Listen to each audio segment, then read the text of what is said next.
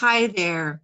Well, we're going to go ahead and look at section 10.5, and it should not be as complicated as the last ones were as far as reducing the radicals. I think this one will be a little bit better, and it shouldn't be as long of a video either. So, okay, let's go ahead and get started. We're going to be simplifying these expressions containing several radical terms. So we're going to be adding and subtracting radicals is what we're going to be doing. And they have some rules here. So, all right, adding and subtracting radicals, this operates very much like adding and subtracting polynomials. In this case, we can combine only like radicals. So in other words, they have to be the same. Just like if you had an x squared and an x squared, you can add the coefficients in front. The same thing's going to be with radicals. If the radicals match, you can combine the numbers in front. So let's look at a few examples, and I think you guys, this shouldn't be too bad. So here, if we have 6 square roots of 7 plus 4 square roots of 7, when we add those together, we get 10 square roots of 7. See, that's not so bad. And again, if you'll notice here, the radicands match and the indices match. The index here matches the index here. So again, the radicals have to be exactly the same, index and radicand, before you can combine the numbers in front. All right, let's look at another example here. It looks like I have a bunch of fifth roots. Fifth root of 4x, fifth root of 4x, and we have the third root of 4x. Now, can you simplify those before you add the numbers in front if they're the same? Well, you need to remember that on those first two radicals, the index is a 5, which means you need 5 of something in order to bring it out. So don't, automatically assume that everything is a square root. So in this case, you have an index of 5, and a 4 has only 2 2's in it. You've only got one x, so you can't reduce this. So reduce the urge to say, oh, 4, bring it out as a 2, and multiply it to what's in front. So pay attention to the index before you start reducing. Now, 2 of these are the same, and this last one is not. So these first 2, I will add or subtract, in this case, add the numbers in front. So this tells me that I have 9 fifth roots of 4x, and then subtract the cube root of 4x. This cube root of 4x also cannot be reduced because I only have 2 2's here, and I would need 3 to pull it out. You cannot combine a fifth root with a cube root. You cannot add or subtract the numbers in front. They don't match. Even though the radicands match, the index here does not match the index here. So your answer is this right here. That's as far as you can reduce it. So they're just pretty much like the x's, x squareds. They have to match before you can add the coefficients in front. Let's look at this one. I've got a cube root of the cube root of 2. I have a cube root of 2, and I have a cube root of 2. So which means I can add the numbers in front. But the thing is, this has an x with it. So you still have to go by those rules as well.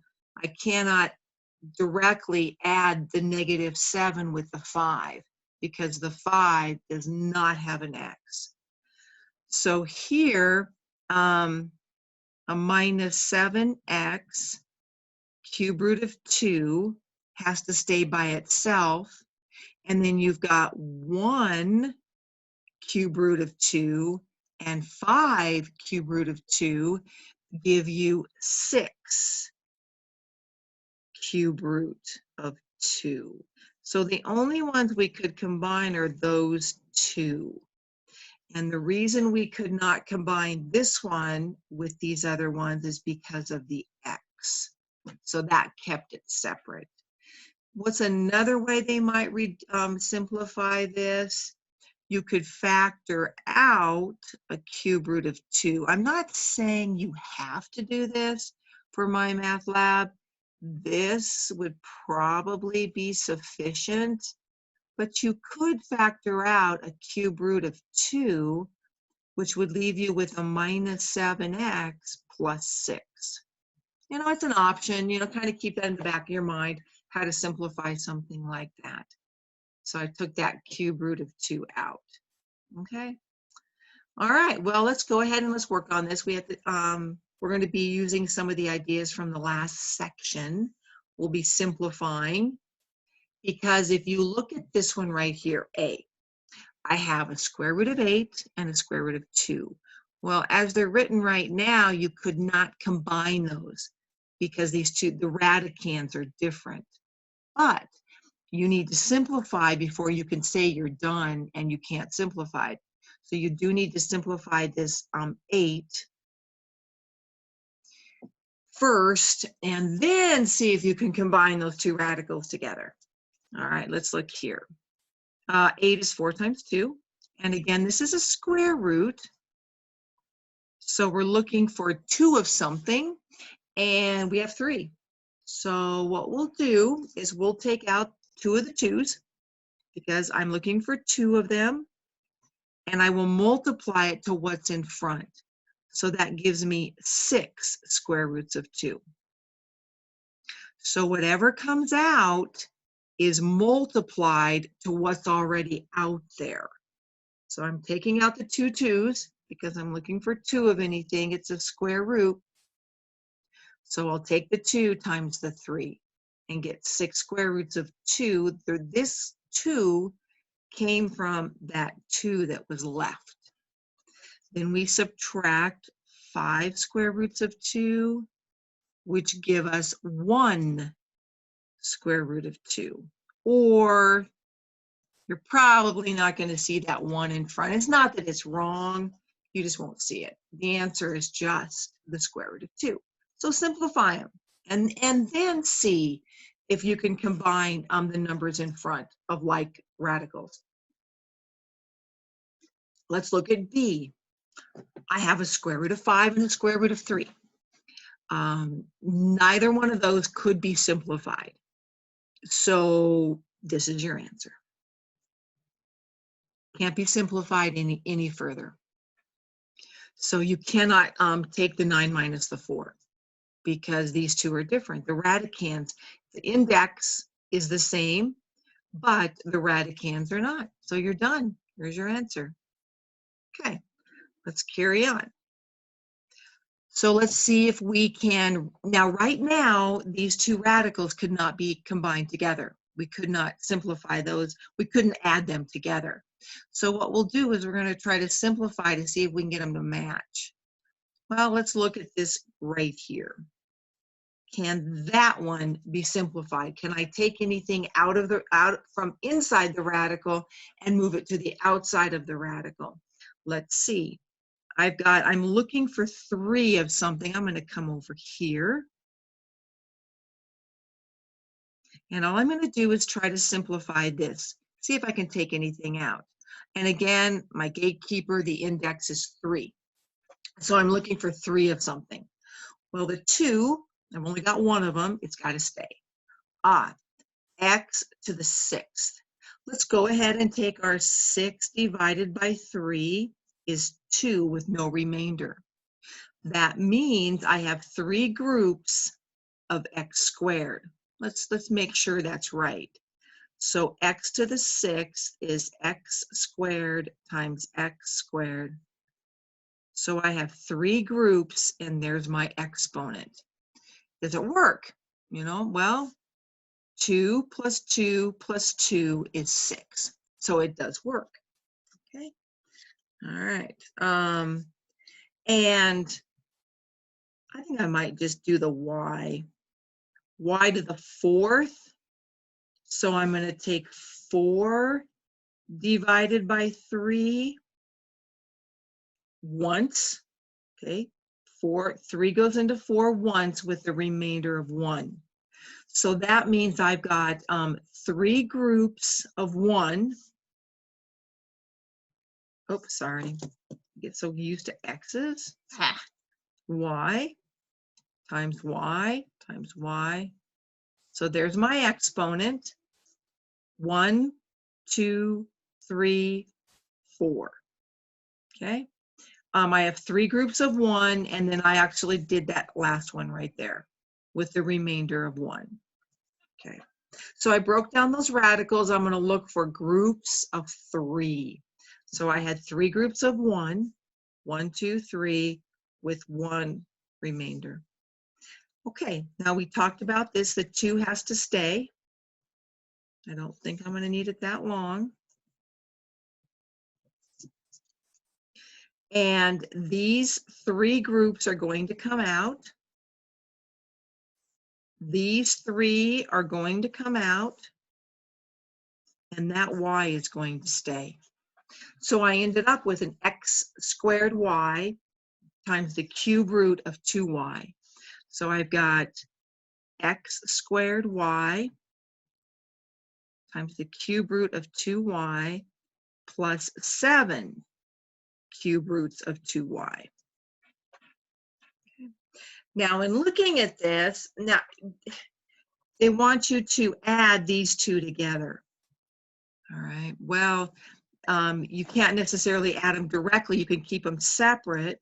So what we'll do is we'll go ahead and we'll go x squared y plus 7 times the cube root of 2y.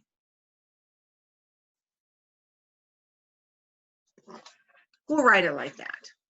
Okay, so we've got these numbers in front we're adding together times the cube root of 2y. Okay, that should work. All right, it's kind of similar to the idea that we did up here. Obviously, you can't add those together. And you know, MyMathLab may like this. Okay, either way. Okay, you can factor that out. Okay, you can take this 6 minus the 7x, or a negative 6, or excuse me, a negative 7x plus 6, parentheses times that right there. So it's almost like you're factoring it out. Same thing here. They both have a cube root of 2y, so it's just like you were oh, I'm so sorry. Just like on this one, they both have this, so you can factor it out, and then what's left? You put in parentheses. All right, well, let's try going the other direction here. So here, let me talk about this one more time. I thought maybe we had another example, but we don't.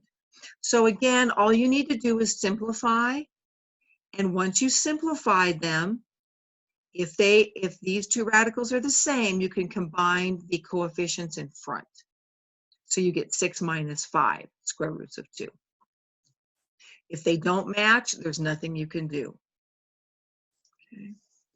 On this last one, we were able to simplify this first term. We took out groups of 3. Okay. We ended up with this. So here's our first term plus the second term. And all we did was just factor out this right here. And we end up with x squared y plus 7 parentheses times that. Okay? All right. Now what we're going to do here is we're going to multiply through. So we're going to practice the distributive property. We're going to practice the FOIL method where we have radicals, where we're involving radicals. So in this case right here, we're going to take this times everything inside. So we'll have x times the square root of 3. Now the x is outside of the radical, and it needs to stay outside the radical. So you can't take the x times what's inside because the x is not in a radical. Then we'll have minus the square root of 3 times the square root of 5. Well, you can leave that here and make sure you don't have 2 of something. And we don't. We've got 1, 3 and 1, 5, so nothing could come out. So because these are both in a radical here, We'll go ahead and multiply them together. I left them separate, just, it's a good idea so you can look for 2 of something, which there's not.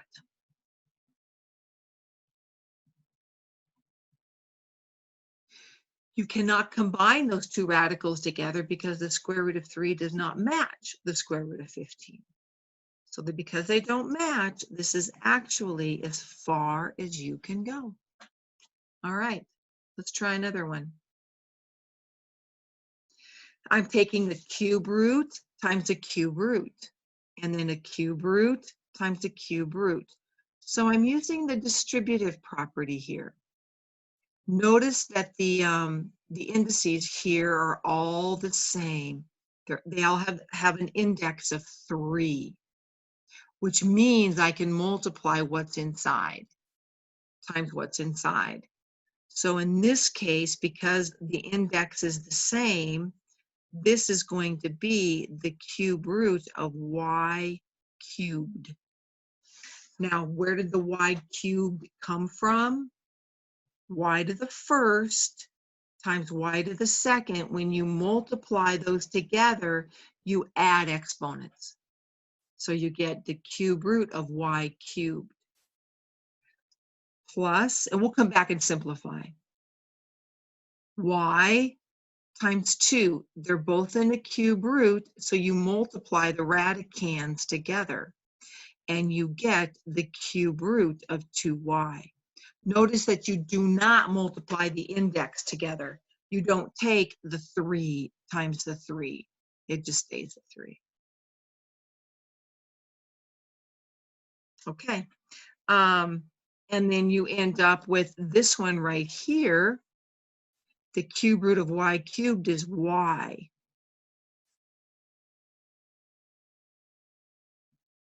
And that's as far as you can go. All right, they're both y plus the cube root of 2y. All right. So that is using the distributive property. Again, taking this outside times everything on the inside. And when you multiply something out of a radical to something that's in a radical, it would just be the outside. You keep that x on the outside, so it's just x times the square root of 3x. However, if they're both in a radical where the index is the same, you multiply the radicands together if the index is the same, and you end up with the square root of 15. We can't simplify it. So what's outside multiplies together and what's inside multiplies together. And again, I like to keep this separate, just to make sure I don't have 2 of something.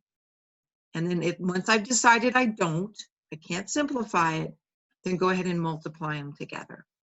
All right, let's go ahead and use the FOIL method with radicals. Not too bad.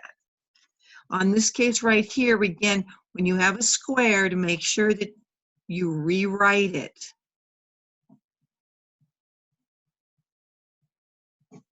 And once you rewrite it, then you'll use the FOIL method to multiply this together using the rules of the radicals. So let's go ahead and take the first. Here, I'll put the FOIL up here. First times the first. 4 times 4 is 16. The outside, when I multiply those 2 together, it's a -1 times 4 is a -4 square roots of 7. Inside, -4 square roots of 7, which gives me a -8 square roots of 7. The last times the last, a negative square root of 7 times a negative square root of 7 is a positive square root of 49. And we'll simplify everything as far as we can. But again, just using the FOIL method, and when they're both inside, you go ahead and multiply the 7 and the 7 because they're both in the same, in a radical with the same index. So now when we simplify this, not much we can do with this, 16. This right here is only 1/7, But the square root of 49, you have 2 7s. We want 2 of something, is 7. So we have 16 minus 8 square roots of 7 plus 7. I can combine those two, and that's all. So that gives you, let's see, 423 minus 8 square roots of 7. And there's your answer. Okay, so again, when you have that squared, make sure that you rewrite it twice and use your FOIL method. So let's go ahead and try another one here. Using your FOIL method, we'll take, here, we'll just put the FOIL. The first times the first, which means we're going to take 4 square roots of 3 times the square root of 3. Well, outside I have a 4 and a 1. So I'll take 4 times 1 is 4. 3 times 3 is the square root of 9. And I'll come back and simplify in a minute. Let's just get that FOIL thing out of the way. The O, I'm going to erase these, my marks here for the first times the first. When I multiply the outside together, you're going to multiply the 4 and the negative 5. They're out front, negative 20. Then you multiply the insides, square root of 6. There's only going to be 1, 3, and 1, 2, so I'll just write square root of 6. So again, you multiply what's outside and front together, and you multiply what's inside together. Then I'm going to multiply the inside. I'll just put it up here. And that gives me 1 times 1 is 1. I multiplied the numbers in front. I get 1 square root of 6. When I take negative square roots, a negative 20 square roots of 6 plus 1 square root of 6 is a negative 19 square roots of 6. That's the OI. I just did the O and the I. All right. So I'm hoping you guys understand that. We'll do another example or 2 or 3 here. Let's go ahead and try the last times the last. So we're going to be taking the square root of 2 times the square root of a negative 5 square roots of 2. We multiply the outside numbers that are in front, which would be a 1 times a negative 5 is a negative 5. Then we multiply what's inside. Okay. So I'm done with the FOIL method. Now it's a matter of simplifying and combining like terms if I can. Well, let's go through each of these radicals. Can this be simplified? Well, the square root of 9 is 3. And whatever comes out, you multiply by whatever already in front. 3 times 4 is 12. 6. I've only got 1 3 and 1 2 in a 6. So nothing can come out. It has to stay. Cannot be simplified. The next term, the square root of 4 is 2. There's 2 2's there. So you multiply what comes out to what's in front. 2 times a negative 5 is a negative 10. So here, once you combine your similar terms, the only ones are your first and your last. 12 and a negative 10 is a positive 2. That takes care of those. Minus 19 square roots of 6. And there's your answer. Cannot be simplified because you can't combine a square root of 6 with something without a square root of 6. So you're done. 2 subtract 19 square roots of 6. All right, well, let's keep practicing the FOIL method. Again, the FOIL, the first times the first. So multiplying what's inside, I'm going to get the square root of a squared. Remember that you add exponents here when you multiply those radicands. A times a is a squared. Now let's do the outside. When I multiply those together, I'm going to get a negative because 1 times a negative 1 is negative.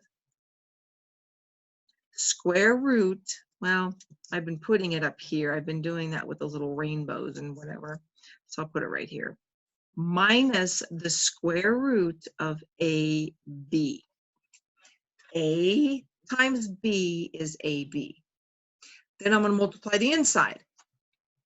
This times this. So we end up with another square root. I put these in alphabetical order when you multiply them. It's not that writing the square root of BA is wrong. It's just easier to look at when you multiply these if you put them in alphabetical. It doesn't matter the order in multiplication. It's just nicer to look at. So now let's combine these, the O and the I. A positive square root of AB and a negative square root of AB is 0. So in other words, our OI, there's nothing there. It cancels out. So we'll go to the last times the last.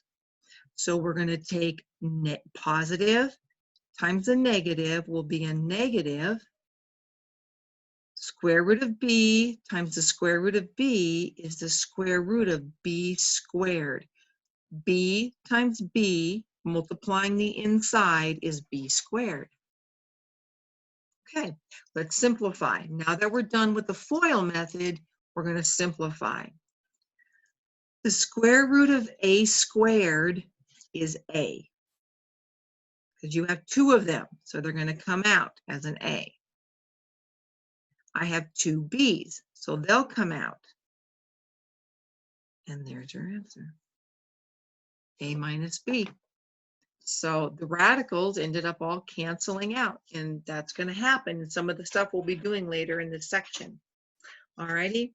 Sure wish I could ask you guys if you had questions, but sorry. So that's how you multiply. This is what this page deals with. It deals with the distributive property up here in A and B, and then it deals with the FOIL method in C, D, and E. Can't see E there. And again, look, go ahead and use your FOIL method and then simplify if you can, and then combine like terms. All righty. Whereas on our first page, all we were doing was combining like terms. And in these cases, I factored out and wrote it like this. Whereas a lot of your homework problems are going to be more like this right here, this A, where you simplify and then you combine the terms in front. Okay, all righty.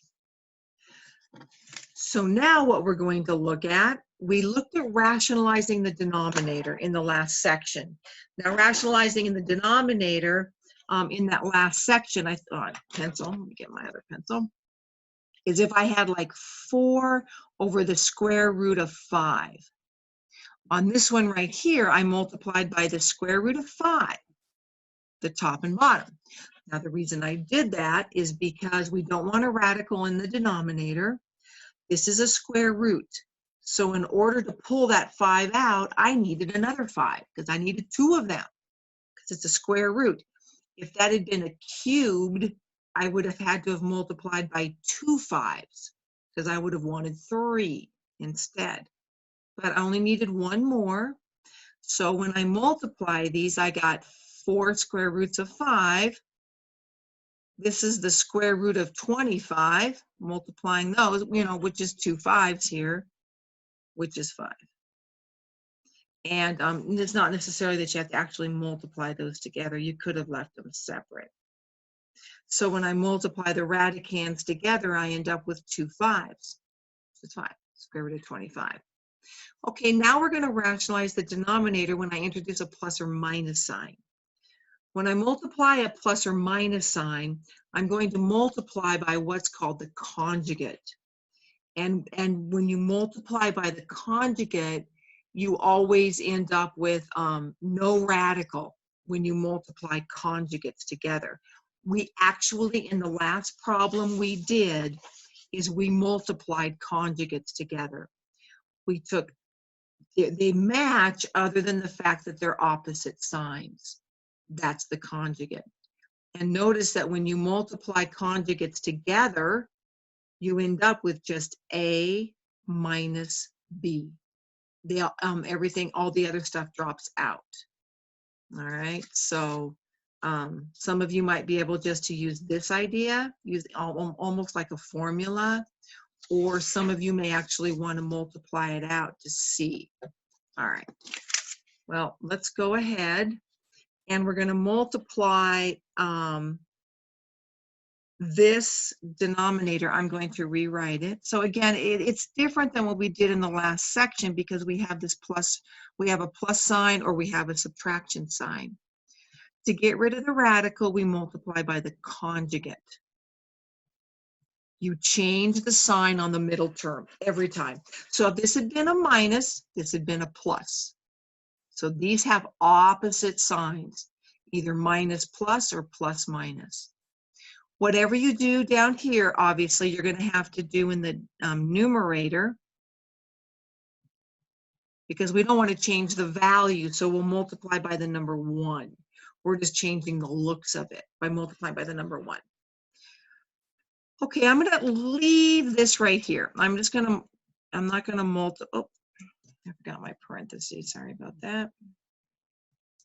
I'm going to leave it as the square root of 3 minus x. And I'm going to multiply these using the FOIL method, okay? So, and we know that if we do this right, this is great practice on the FOIL method with radicals. If we do this correctly, we're not going to have any radicals left in the denominator at all. So we're going to take the first times the first. That gives me the square root of 9. Minus x square roots of 3 and a positive x square roots of 3 is 0. So this is a negative x square roots of 3 and a positive x square roots of 3. I'm going to move it down. Which they cancel out. So there's your O and your I and your FOIL. We've done the first, we've done those two. Now the last times the last. X times a minus x is a minus x squared. All righty. Now this right here can be reduced. Square root of 9 is 3. So your denominator is 3 minus x squared. Okay. Now my math lab should accept this right here. This cannot be factored any further. It's a difference. That's a squared, but that's not. Whether or not they're going to want you to multiply out the numerator, let's hope not. I should have looked at how they do the answers. Let's try that without multiplying it. Let's try that one without multiplying that numerator out. So, you know, you're using the distributive property and you're using the FOIL method. And again, to get rid of the radical, rationalizing the denominator, getting rid of radicals in the denominator, you multiply by the conjugate. Okay. All right. So let's go ahead and go to the next one. Oh, and we know we did this correctly, we hope, because there's no radical. When you multiply by the conjugate, the radical should disappear every time. All righty? And which they did. They added up to 0. And then here, this radical, the first times the first, square root of 9, it came out to that. So, all right, let's look at our next one. I think I might move that up just in case we need a little bit more room. Okay, let's keep our numerator.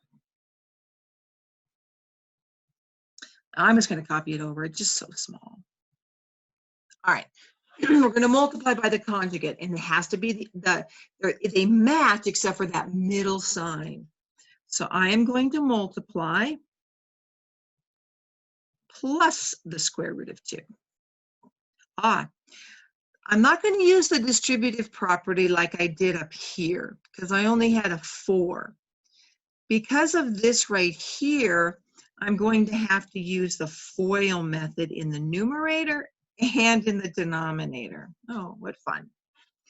Just remember, in the denominator, you should end up with no radicals. In the numerator, you'll have a radical. Because in the numerator, they're not conjugates. They don't match except for the sign in between. So, oh well, that's okay. Nothing wrong with the FOIL method. Let's try it. Let's go ahead and let's look at this FOIL method in the denominator. So, we take, I'll write this over here, the first times the first. Square root of 5 times the square root of 5. I'll just write square root of 25. You guys know it's 5, but I'll write square root of 25. A negative square root of 10. It's the inside. Positive square root of 10. I'll squeeze that in here. Negative square root of 10, positive square root of 10. They add up to 0. So I multiplied the radicands because the index was the same on both of those. So it's gone. Now the last times the last. And now that middle term should always be 0 every time. The last times the last is a negative. Okay. Why is it a negative? Because a negative times a positive is a negative. Square root of 2 times the square root of 2 is the square root of 4. Now let's keep simplifying this. This right here is 5. This right here, the square root of 4 is 2. And that gives you 3. There's your denominator. It's rationalized. No radical, just the number 3. Wow, just the number 3. Let's do the FOIL method in the numerator now. So I'm going to take the first times the first. Now this is outside, this is inside. So I'm going to have 4 square roots of 5. Okay. Then the square root of 10 and 4 square roots of 2. The square root of 10 and 4 square roots of 2. You can't combine those, so they have to stay separate. Boy, it looks really confusing when you look at that. So I'm going to end up with plus 4 square roots of 2 plus the square root of 10. So I could not add those two together directly. I could not add those two directly because one's a square root of 10 and one's a square root of 2. So I had to stay separate. Let's take the last times the last. Square root of 2 times the square root of 2 is the square root of 4. Wow. Look at that numerator. Well, the square root of 5, no other square roots of 5. Square root of 2, no other square roots of 2. Here, we should probably simplify that one. Square root of 4 is 2. Square root of 10, no other square roots of 10. 2. No other numbers, just plain numbers. So our answer, they all have to stay separate.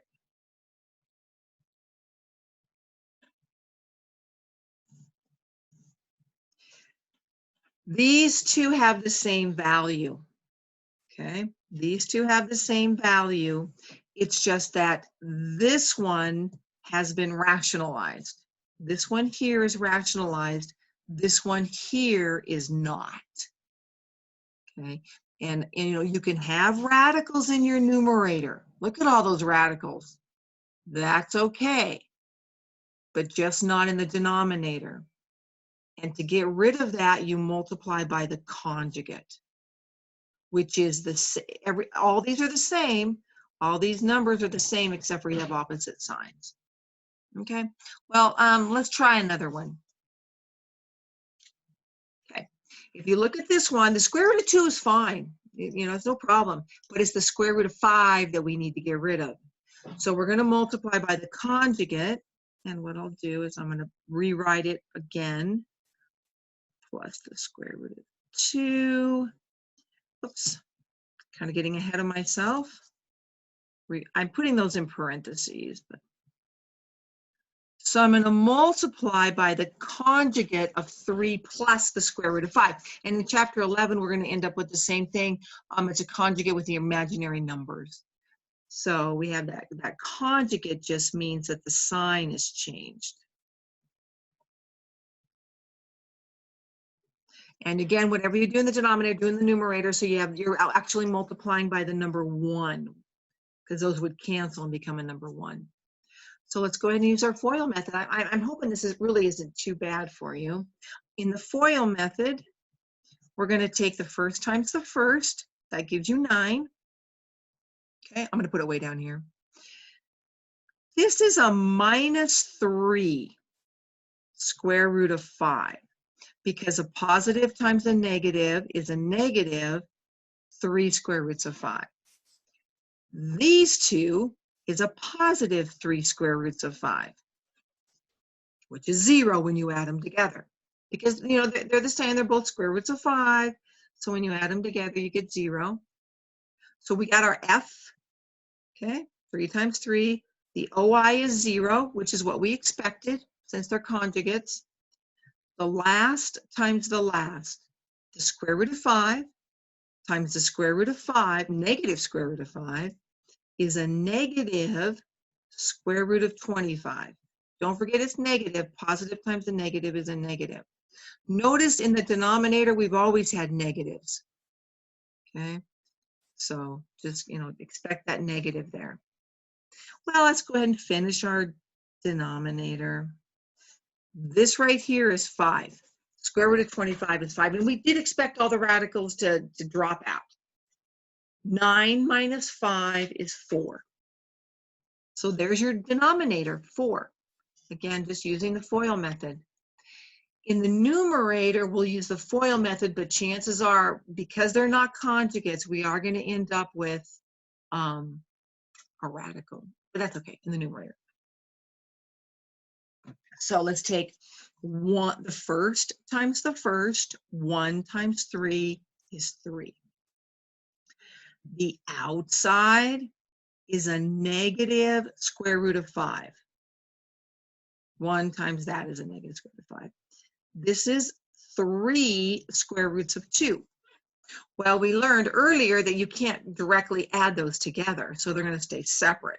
So we'll have the 3 came from first times the first. It doesn't matter which one you put first. I'm going to put the 3 square roots of 2. You could have put the minus square root of 5. You can switch those two. As long as you have the negative in front of the square root of 5 and the positive in front of the 3, they can be swapped.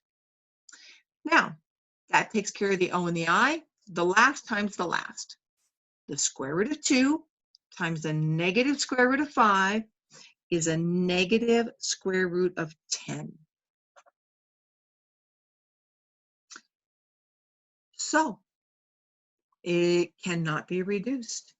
If you look at this, you've got the square root of, you have a square root of 2, a square root of 5, there aren't any other square root of 5s, and a square root of 10.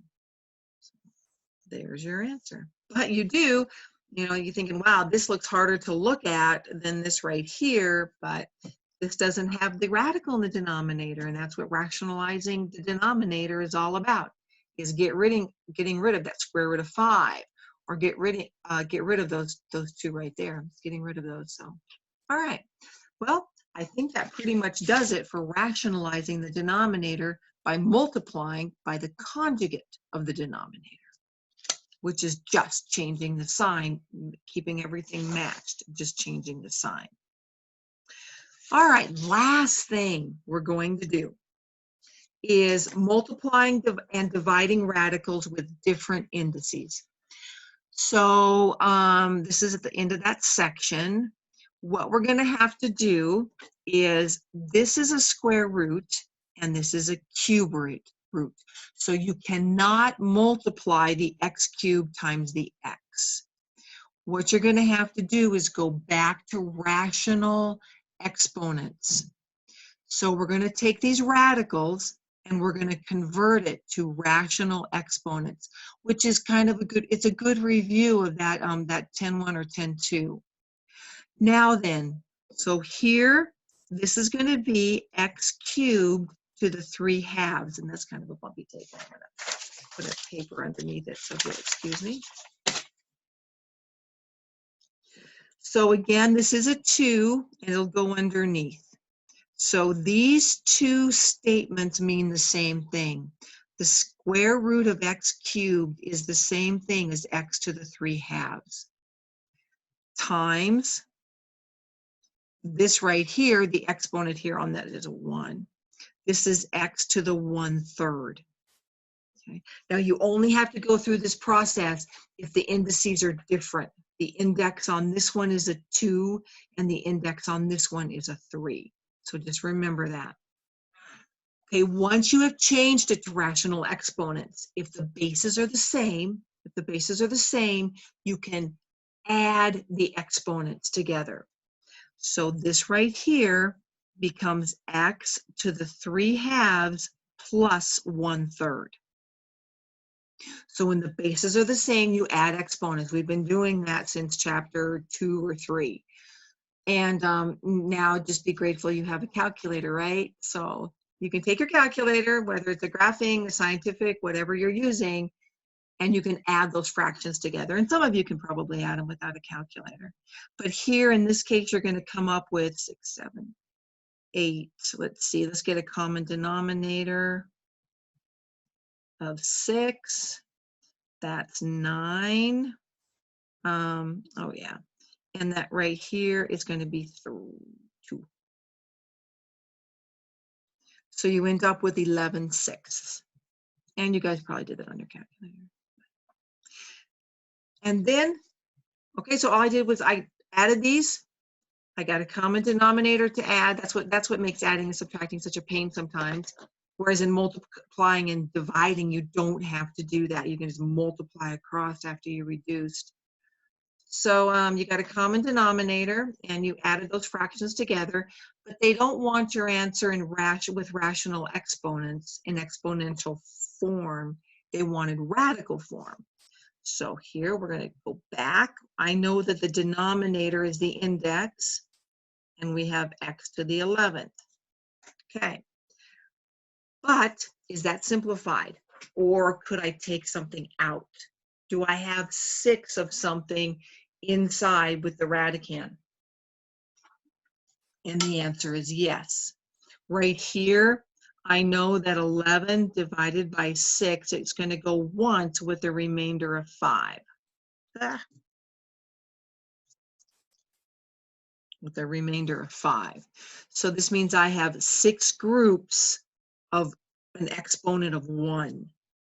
So I have 1, 2, 3, 4, 5, 6.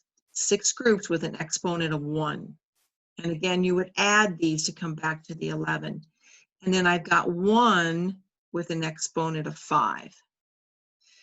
And so whenever you have 6 of something, all of these are going to come out as an x. Don't forget to put that 6th root there, you guys. And I have an x to the 5th left over. Okay. All right. So there we have it. And if they, you may have to put absolute values around this one. You shouldn't have to. It should be positive. I wouldn't worry about it. Okay. And now, and again, looking at this idea with these x, you could have written it like this.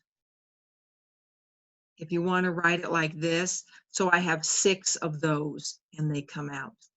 Okay. All right.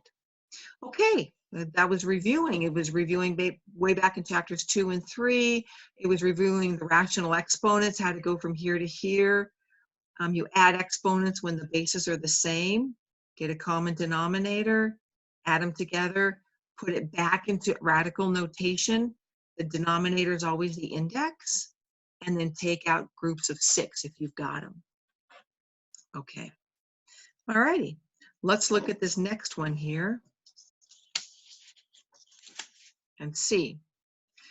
I have a cube root, I have a square root, and I have a fourth root. So I can't just go ahead and just use the distributive property right now and just I can't take the x squared times the x right now. You can't do that.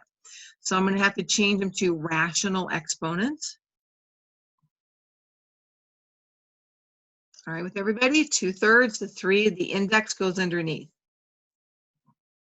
X to the 1/2 means the square root. So I'm just rewriting it. They mean the same thing. Just a more usable form right here, because now I can do something, whereas up above I couldn't. So that when I take and multiply with the distributive property, if the bases are the same, you add the exponents. So here, this will be x to the 2/3 plus 1/2. That would be this one, plus this times this would be x to the 2/3 plus 1/4. So when I multiply common bases, I add exponents. Well, I'm going to have to come over here. And I'm going to run out of room if I go down here. This right here, x 2/3 plus 1/2 is 7/6 plus x to the, that'll be 12 is a common base, 8, 11. Okay. Now they want you to convert this back to radical notation, and they're gonna have to keep them separate.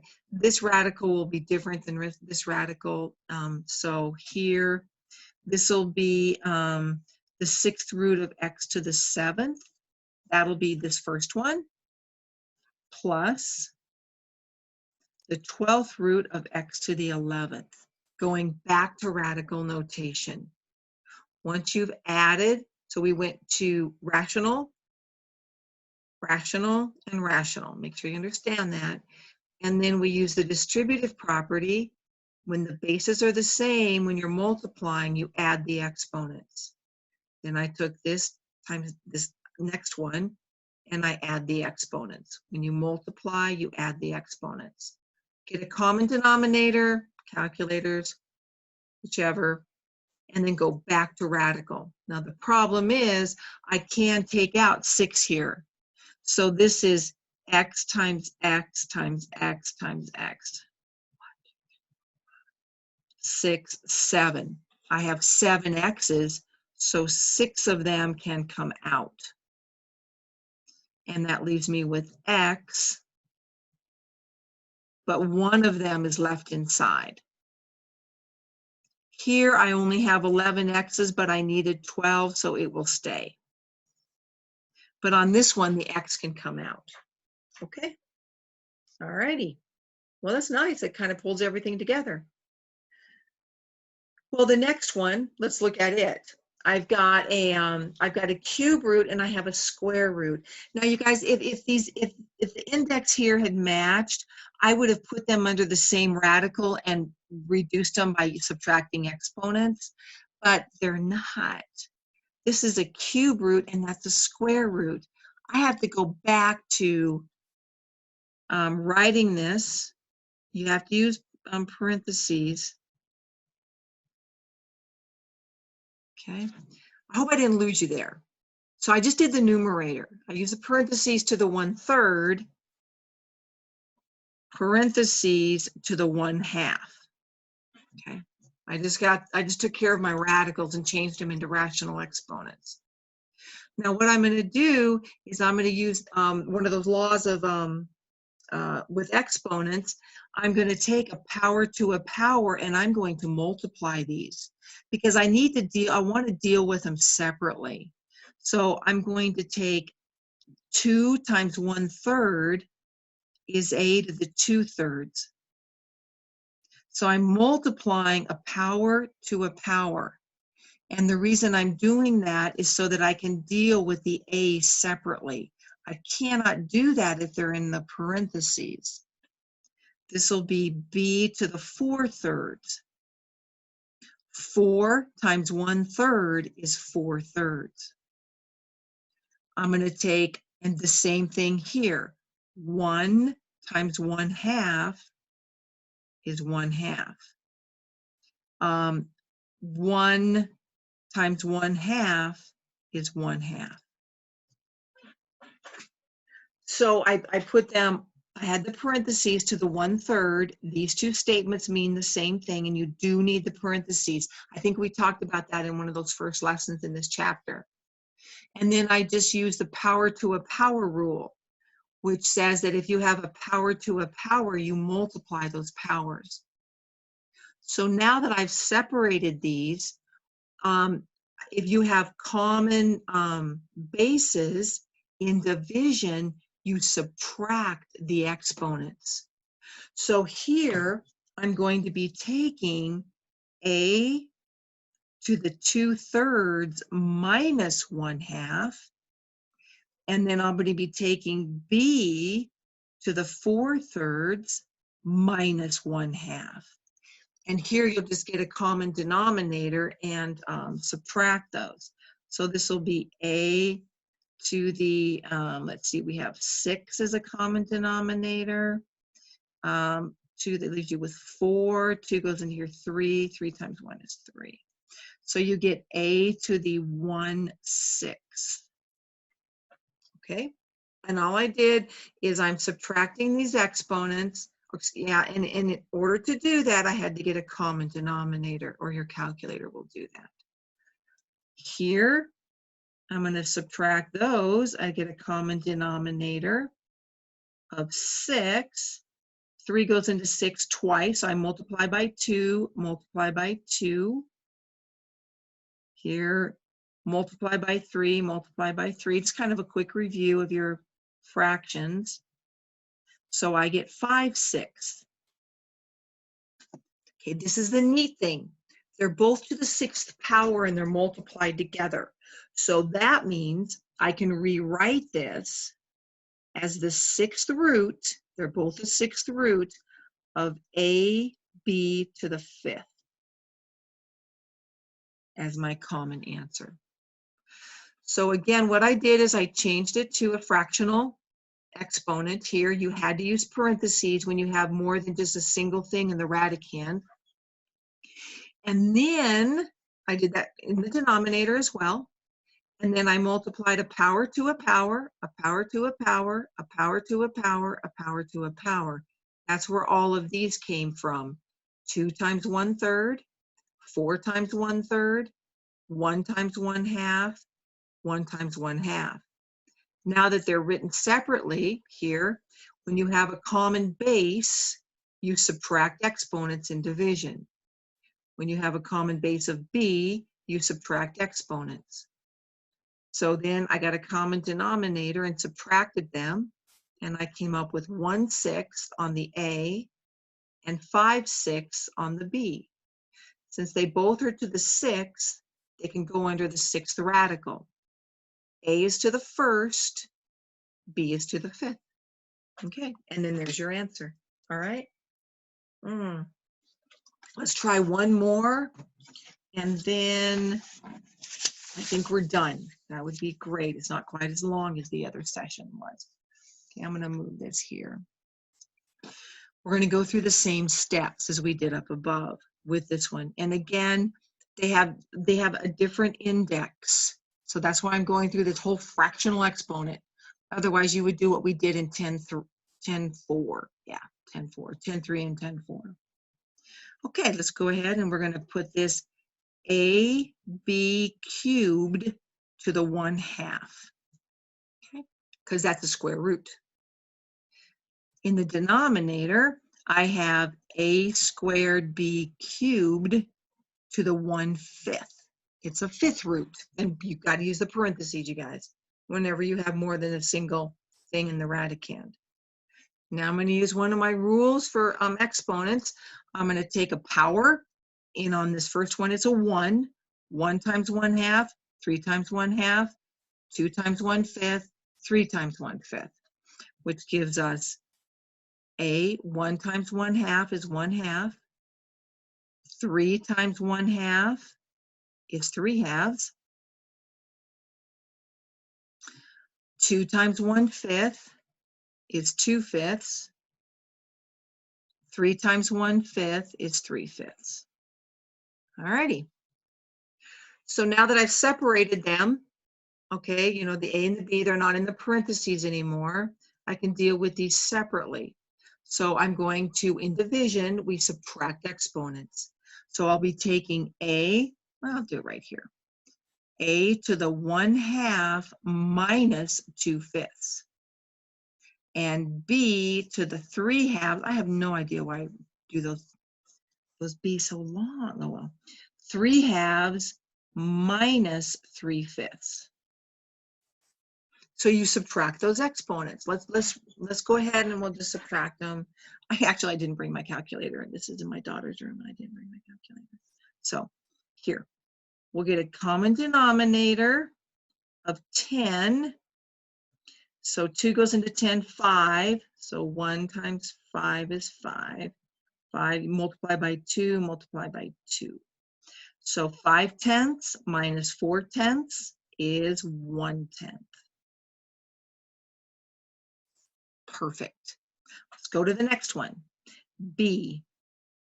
Let's see, common denominator. Ooh, I have a subtraction symbol, 10. 2 into 10 is 5. 3 times 5 is 15. 5 into 10 is 2. 2 times 3 is 6. So when we subtract those, 15/10 minus 6/10 gives you 9/10. Wow. And don't stop there. They wanted them as radicals. So we'll go ahead and put them under the 10th root. A to the 1st, because it's got a 1 in the denominator, so you'll have a 1 here. B to the 9th. So doesn't that work out great? That's awesome. And I don't have 10 of anything to pull out, so you're done. Okay, we are done with this section, and I'm going to go ahead and open up the assignment, and then we'll do 10-6 and be done with this chapter. And then we'll start thinking about a test coming up this weekend. And then we have chapter 11 and we're done. So, you know I keep telling you guys to contact me if you need some help, but please do.